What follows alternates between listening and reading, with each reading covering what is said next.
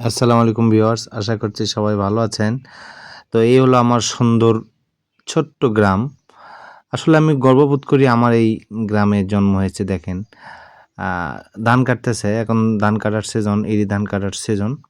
তো ধান কাটতেছে। মোটামুটি ধান ভালোই হয়েছে। আমার এই ছোট্ট গ্রামের আ ফসলের মাঠটা আপনাদেরকে ঘুরিয়ে দেখাবো। এই যে আমার বড় আব্বা ধান কাটতেছে। বড় আব্বারই জমি। যাই হোক তো আসলে আমাদের গ্রামের ছেলেপেলেরাই কাটতেছে। ওই যে আমার চাচা এটা পান খাইতেছে। এটা আমার চাচা। এই যে আরেক ভাই তাই বলতেছে, আমাদের ভিডিও কেন করতেছো?" হ্যাঁ, মানে আমারে ধমক দিতেছে। এমনি খুব ভালো, এমনি খুব মন ভালো, এমনি আরকি ইয়ার্কি করতেছে। যাই হোক, আমার বড় আব্বা কচ্ছে, "তোলো তোলো, আমার ছবিও তোলো, উঠাও।" তো উঠাইলাম। দেখেন এই ধানগুলো কেবল বের হচ্ছে। কবে যে কাটবে জানি না, কেবল বের হচ্ছে। ওই পাশে আমার এক দুলাভাই ধান কাটতেছে। তারপরে এখানে যে আমার বড় আব্বা করলা লাগাইছে। তারপরে ওই যে আমার এক আশাফুল ভাই, সে লাগাইছে আরকি মানে পাট শাক, বাংলাদেশের সোনালি আঁশ। তারপরে এই পাশে ধান কাটা হইছে। কত সুন্দর না? সত্যিই আমার গ্রাম বাংলার, বিশেষ করে গ্রাম বাংলার যেগুলো, শহরে আমার মনেই টেকে না। গ্রামের জন্য মন ছটফট করে। আমি শহরে ২-১ দিন যদি বেড়াইতে যাই, খুবই খারাপ লাগে। মানে ব্যস্ত শহর, কোলাহল বেশি। তো আমাদের এখানে মানে অতটা ইয়ে নেই। আমাদের আমি খুবই গর্বিত যে আমি এই গ্রামে জন্মগ্রহণ করেছি। খুবই সুন্দর পরিবেশ, সবুজ শ্যামলা, একদম স্নিগ্ধ, মুক্ত, নির্ভেজাল অক্সিজেন পাচ্ছি। তো আমার বড় আব্বা করছে, "দেখি আমার একটা ছবি উঠাও, আমার একটা ভিডিও উঠাও।" বড় আব্বা তো এত কিছু বোঝে না। শুধু বলতেছে, "আমার একটা ভিডিও উঠাও।" তো যাই হোক, ভিডিও উঠাইলাম। আশা করছি ভিডিও সারা জীবন থাকবে। হয়তো একদিন আমার এই বড় আব্বা থাকবে না, কিন্তু আমার এই ভিডিওটা থাকবে। আমার হয়তো তখন মনে পড়বে যে আসলে আমার বড় আব্বা বলছিল ভিডিও করতে। তো এই বড় আব্বার এই করলার জমিটা খুবই সুন্দর। অনেক করলা ধরছে, করলা বিক্রি করতেছে।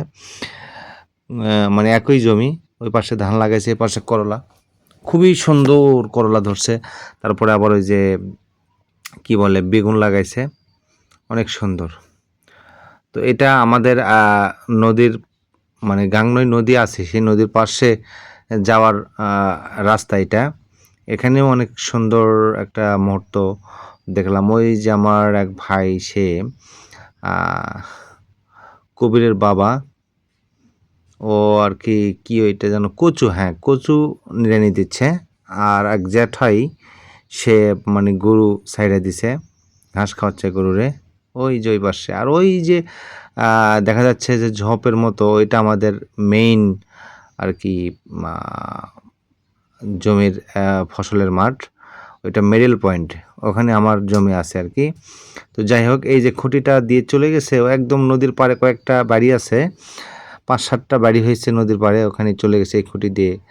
অ্যা খুবই সুন্দর লাগছে পরিবেশটা আমার। দেখেন কত সুন্দর সবুজ, মনে হচ্ছে চোখটা জুড়িয়ে যাচ্ছে। এগুলো দেখলে সত্যিই, এগুলো প্রাকৃতিক দৃশ্য দেখলে, এই যে সবুজ দেখলে চোখের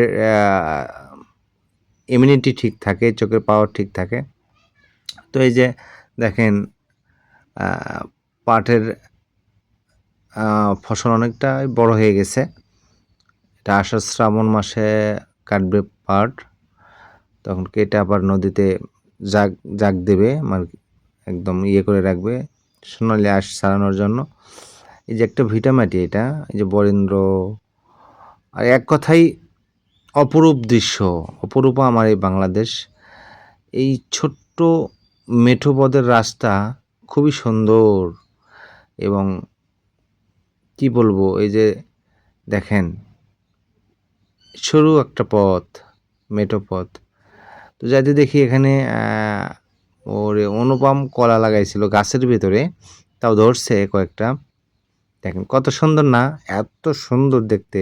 বিশেষ করে আমাদের প্রবাসের ভাইরা যারা আছে, বিশেষ করে আমার গ্রামের প্রবাসের ভাইরা, আমার এলাকার প্রবাসী ভাইরা, তারা অবশ্য এই জিনিসগুলো খুবই পছন্দ করে। আমি দেখি, আমি ভিডিও আপলোড দিলেই তারা মানে সেই রকম করে দেখা শুরু করে, তাদেরকে ভালো লাগে আমি জানি। কারণ তাদের মনটা তো চায় এই বাংলাদেশে আসতে, এই স্নিগ্ধ বাতাস, এই মানে কোলাহলমুক্ত গ্রাম, সবুজ শ্যামলা ঘেরা গ্রাম, তাদেরও মন চায় দেখতে। কিন্তু বিধির বিধান না দেয় খণ্ডন, রিজিকের সন্ধানে যেতেই হবে। আমিও গিয়েছিলাম, 3 বছর থেকে আসছি। আমি জানি যে আসলে মালয়েশিয়াতে বা প্রবাসে থাকা কি কষ্ট। তো যাই হোক, আমি সেই জন্য বেশি দিন থাকি নাই, 3 বছর থেকে চলে আসছি। আসে আমি আগের জায়গায় আবার আগের পজিশনে ঘুরে দাঁড়াইছি। এই যে আমার এক ভাই কারি হুজুর, অর্থাৎ হিলাল ভাই, সে এই ছোট্ট ভিটা জমিতে অনেক কিছু লাগাইছে। আবার ওই যে ওই পাশে জাংলা দিচ্ছে। দেখেন আমিও একটু ভিডিওতে শ্যুট করলাম, আমার ভিডিও ছবি ওঠানোর জন্য এই মেঠো পথে। কারণ মানে সিনারিটা খুব সুন্দর লাগছিল, এত সুন্দর লাগছিল যে ভিডিও না করে পারলাম না। যাই হোক, ভিডিওটা যদি ভালো লাগে অবশ্যই সবাই লাইক কমেন্ট শেয়ার করে দেবেন। বিশেষ করে যারা আমার ভিডিও দেখেন তাদেরকে সবাইকে অসংখ্য অসংখ্য ধন্যবাদ। তো আজকের মতো এ পর্যন্ত, দেখা হবে পরবর্তী কোনো ভিডিওতে। আসসালামু আলাইকুম, আল্লাহ হাফেজ।